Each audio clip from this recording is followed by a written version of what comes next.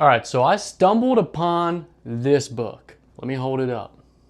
Don't know if you can see it, but it's called The Science of Being and Art of Living, Transcendental Meditation by Maharishi Mahesh Yogi. Somehow I stumbled across this book, and I'm gonna tell you, it's a must read.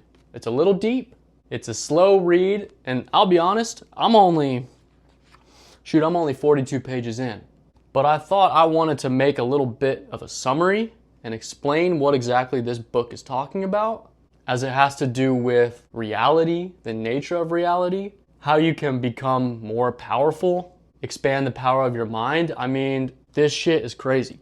So he describes two sections of reality. You have being, and then you have relative reality. He says that being underlies everything in existence, and you can't really understand what being is because it's a part of everything. It's like we have eyeballs, but we can't really see our eyeballs. We can't really grasp them. You could say that being is the subconscious mind.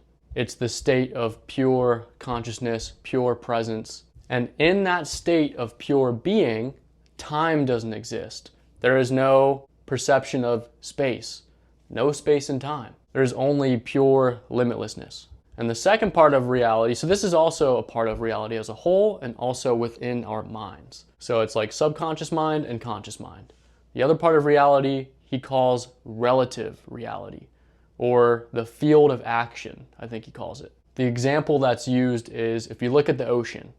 So the deep part of the ocean that's relatively still, that's being, and it's very large, right? And then the top of the ocean is the waves.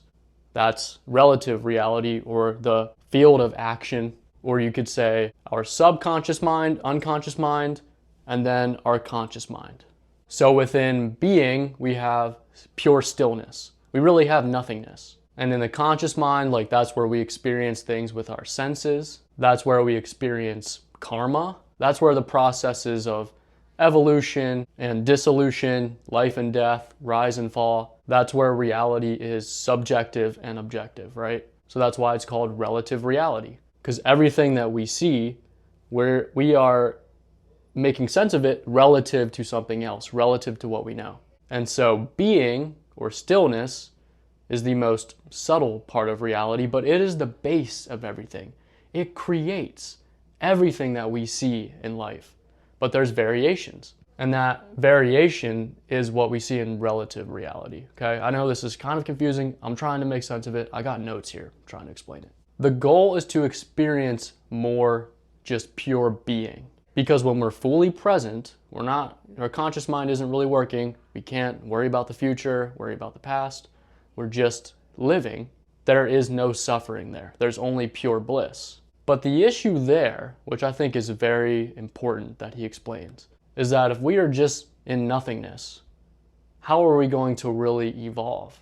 How are we going to set goals? How are we going to improve? So he says the key is balancing the two, basically balancing our subconscious with our conscious, balancing pure being with making the right conscious decisions, choosing which thoughts that we think. Thinking the most empowering thoughts. First, everything forms, everything in nature, deep in our subconscious. And then eventually it comes to the surface. Again, if you're visualizing the ocean, it starts deep in the ocean of our mind, and eventually it comes to the surface, and we become conscious of the thought. What the author is saying is that if we can increase our awareness of the most subtle things happening at the base of reality, we put our awareness in that, and we alter things there, our thoughts can become even more powerful because we're getting to the root of reality. The example that he uses is if you throw a stone at someone, you have a certain amount of power.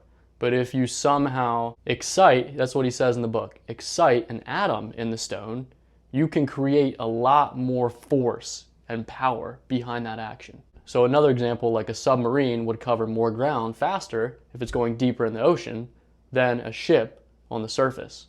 Or kind of similar, an airplane gets to a destination faster because it's flying much higher off the ground as opposed to a car just driving. It's going as the crow flies, right? Bird's eye view, straight to the destination. So the goal is to get to the root of thought, channeling our thoughts and emotions and our intentions there, and they'll become much more powerful in reality. I don't know if I'm explaining this right, but I'm sure someone's going to resonate with this, and I think the concept is really, really powerful. So the key here, and this is where transcendental meditation comes in, I have a kind of an understanding of that. We didn't even get to how to do transcendental meditation, but really I'm looking at it as basic meditation, right? Going into silence, stillness, being in a state of full presence, right? Quieting the mind, really just existing. And so he says, going into those deep meditation states and really getting into pure being, right? Pure existing. And then coming out of them and not doing something very mentally tasking. Like sometimes I'll come out of my meditations and I'll just maybe start doing things on my phone. The key is to come out of a meditative state and just act naturally. Don't expend too much effort, because what this method is really getting us to do is to get us to accomplish the most with the least amount of energy. And that's really the whole point of this video. That's the benefit of learning about this and doing it. So going into deep meditative states, coming out of it, just flowing with life. Don't force anything. Don't work too hard. Don't tax your mind.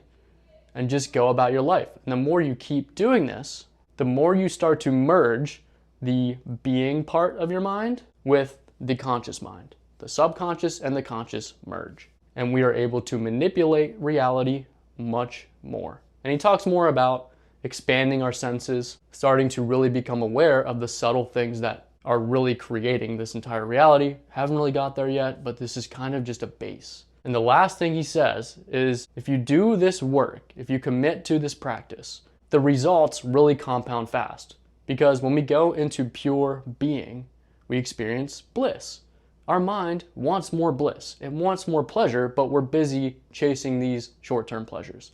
When our mind actually finds something that is everlasting, enduring, we can access it any time, we're going to start to get more dopamine when we find these blissful states. So the benefits really compound and it becomes more effortless as you go. And the other benefits that he talks about, you gotta get this book, all right? Just get the book. But rejuvenation abilities, more energy, clear thinking, taking action effortlessly without expending too much energy. That's just, I think, the surface of what this can do. But let me know what you think. Again, just me kind of talking, unplanned, spitting out ideas. Let me know what you think. Let me know if you read this book. Peace.